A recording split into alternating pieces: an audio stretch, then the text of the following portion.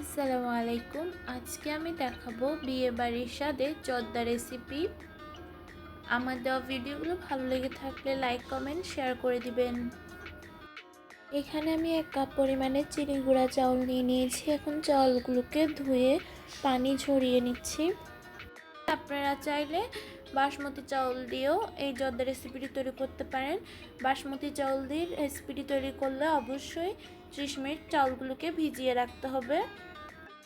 এখন এখানে আমি পর্যাপ্ত পরিমাণে পানি নিয়ে নিয়েছি। পানির সাথে 1/4 টিস্পুন ফুড কালার দিয়ে দিচ্ছি। পানিগুলো ভালোভাবে ফুটেছে। এখন চালগুলো দিয়ে দিচ্ছি।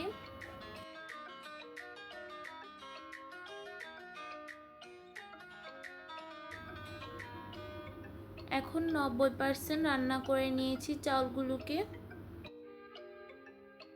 এখন সিদ্ধ করে নেওয়া ভাতগুলো থেকে পানি ভালোভাবে ঝরিয়ে নিতে হবে। এখানে আমি 1/2 কাপ পরিমাণে ঘি নিয়েছি। এখান থেকে আমি অর্ধেক পরিমাণের ঘি দিয়ে দিচ্ছি। বাকিগুলো আমি পরে ব্যবহার করব। এখন আমি কিশমিশগুলো ভেজে নিব।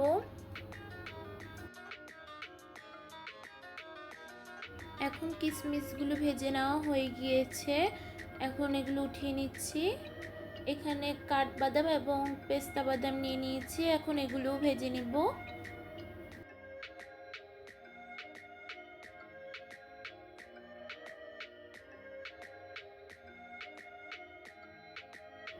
এখন আমি বাদামগুলো ভেজে নিয়েছি। বাদামগুলো ভেজে নেওয়া হয়ে গিয়েছে, উঠিয়ে নিব। এখন এখানে আমি তেজপাতা, দারচিনি, লং এবং এলাচ ভেজে নিব। 1/2 কাপ চিনি দিয়ে দিচ্ছি। আপনারা চিনির পরিমাণ বাড়িয়ে কমিয়েও দিতে পারবেন। 1/2 কাপ পরিমাণে পানি দিয়ে দিচ্ছি। এখানে 1/3 কাপ মালটার জুস দিয়ে দিচ্ছি। আপনারা চাইলে এখানে লেবুর জুসও দিতে পারেন। স্বাদ ব্যালেন্সের জন্য এখন লবণ দিয়ে দিচ্ছি।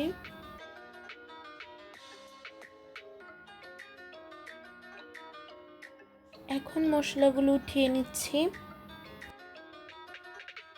চিনিগুলো গলে যখন চিনি শিরাগুলো এভাবে ফুটে আসবে, আগে থেকেই সিদ্ধ করে রাখা ভাতগুলো দিয়ে দিব।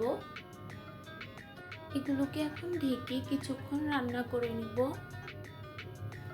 10 থেকে 12 মিনিট পরে দেখাচ্ছি। এখন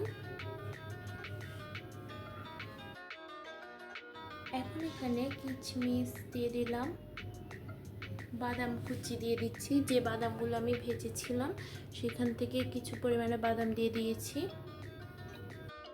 এখন এখানে মোরব্বা নিয়ে নিয়েছি ছোট ছোট টুকরো করে। এখন এগুলো দিয়ে দিচ্ছি। এখানে আপনারা চাইলে মাওয়াও দিতে পারেন। আমি মাওয়ার পরিবর্তে গুঁড়া দুধ এবং ঘিকে মিক্স করে দিয়ে দিচ্ছি।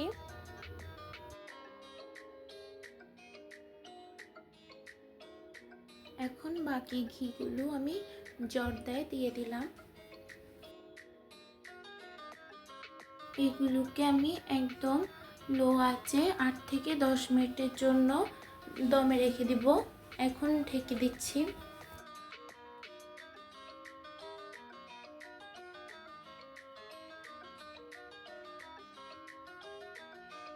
এখন তৈরি হয়ে গিয়েছে জর্দা রেসিপিটি। এখন আমি সাজিয়ে নিচ্ছি। প্রথমে দুধের গুঁড়া দিয়ে দিয়েছি। এখন আমি ভেজে রাখা বাদাম, কিশমিশ দিয়ে দিয়েছি। বেবি সুইটস দিয়ে দিচ্ছি। আমার আজকের ভিডিওটি এই পর্যন্ত। ভালো লাগলে লাইক কমেন্ট শেয়ার করে দিবেন। আসসালামু আলাইকুম।